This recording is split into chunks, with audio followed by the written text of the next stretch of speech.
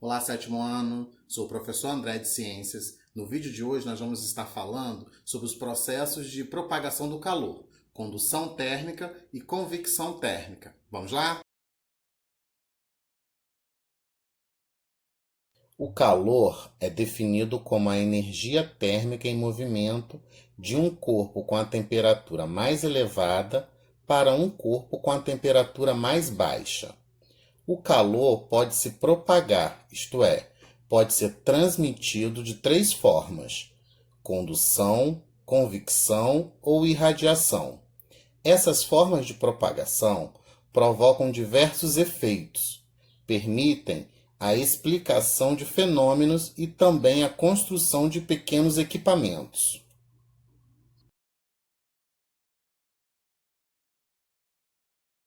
A condução do calor por condução térmica ocorre normalmente nos sólidos, principalmente nos condutores térmicos.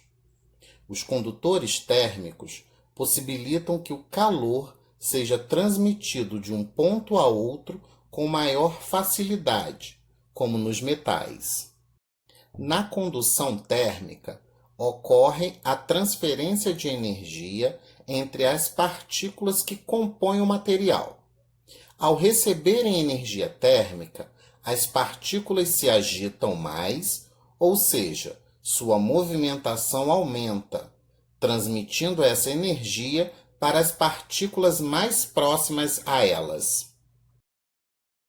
No exemplo dos espetos de churrasco, eles são metálicos, para que possa conduzir bem o calor. Assim, é possível realizar o cozimento dos alimentos de dentro para fora. Dessa forma, enquanto a carne assa e vai sendo tostada na parte exterior, o espeto de metal aquece o interior da carne, conduzindo a energia térmica e realizando o cozimento de dentro para fora. O cabo do espeto é de madeira, pois a madeira é um material classificado como mau condutor de calor, isto é, ela conduz bem menos o calor do que o metal, por exemplo, fazendo com que o cabo aqueça menos, possibilitando que uma pessoa manuseie o espeto sem se queimar.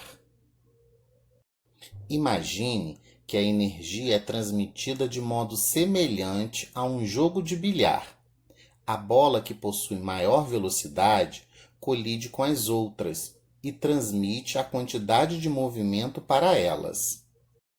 Durante esse processo, a bola que tinha maior energia inicial distribui a sua energia, contribuindo para o movimento das outras bolas. Na natureza, existem bons e maus condutores térmicos. Os metais são bons condutores de calor, como a prata, o aço, o alumínio, o latão, o cobre, entre outros. Já a água, o gelo, o vidro, a borracha, a madeira e a cortiça são maus condutores de calor, ou seja, são isolantes térmicos. No inverno, costumamos utilizar blusas de lã ou outras roupas de frio para nos sentirmos aquecidos. A roupa, porém, não nos aquece, ela permite um melhor isolamento térmico, de forma que nosso corpo não perca energia térmica para o ambiente. Vamos a outro exemplo de condução térmica.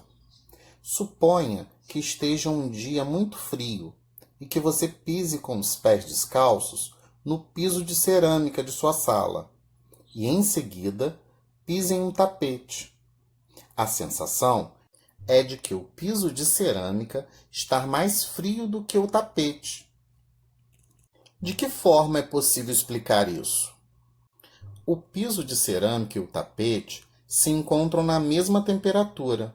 No entanto, o piso é um melhor condutor de calor do que o tapete. Por isso, a transferência de energia na forma de calor do pé para o piso acontece de forma mais rápida do que a transferência do pé para o tapete. A perda mais rápida de calor para o piso faz parecer que ele está mais frio do que o tapete.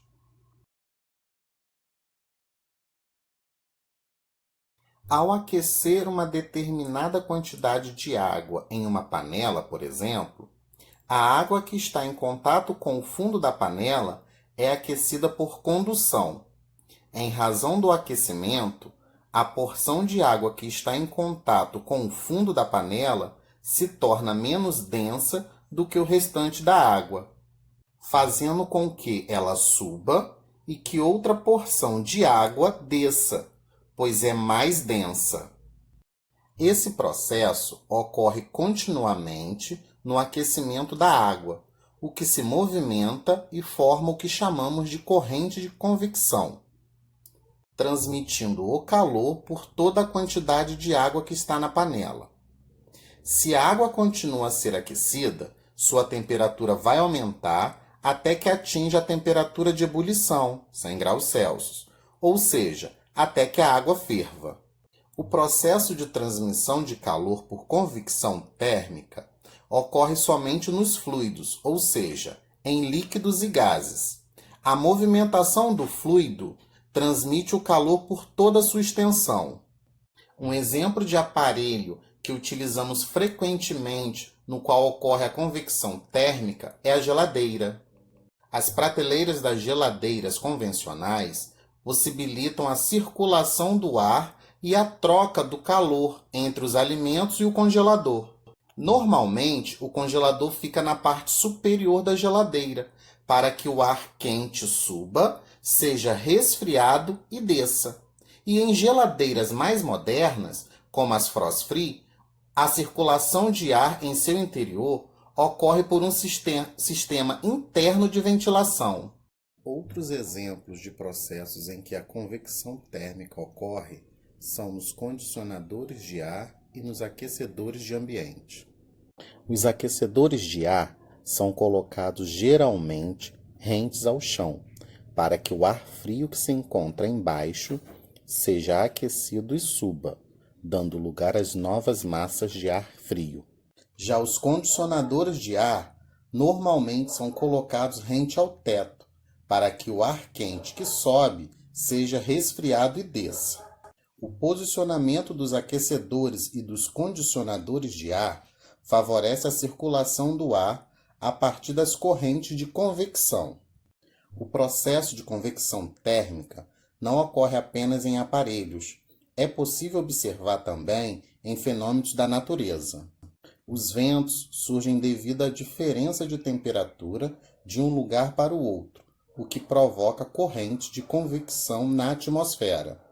É o aumento das correntes de ar quente que faz com que os praticantes de asa delta subam em determinados momentos do voo.